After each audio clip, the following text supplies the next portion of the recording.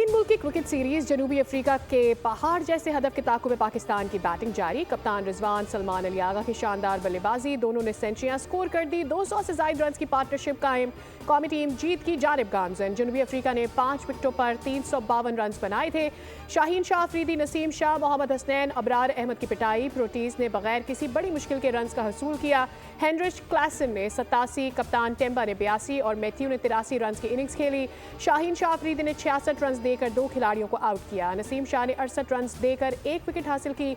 Abrar Ahmad 63 run देकर 1 खिलाड़ी भी आउट न कर सके। मैच की फातेह टीम फाइनल में जगह बनाएगी।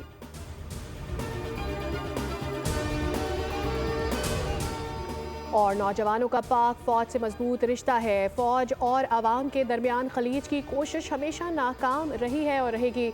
Army chief general Asim Munir की पाकिस्तान के मुख्तलिफ जामियात से आने वाले तलबा से मुलाकात। गुफ्तगू में कहा, हमें अपने मजहब, तहजीब और रिवायात पर फ़ख्र है।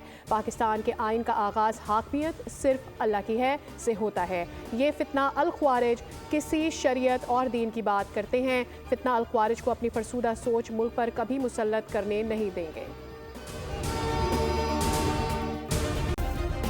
सब्सक्राइब करें और बेल दबाएं ताकि कोई खबर रह न जाए।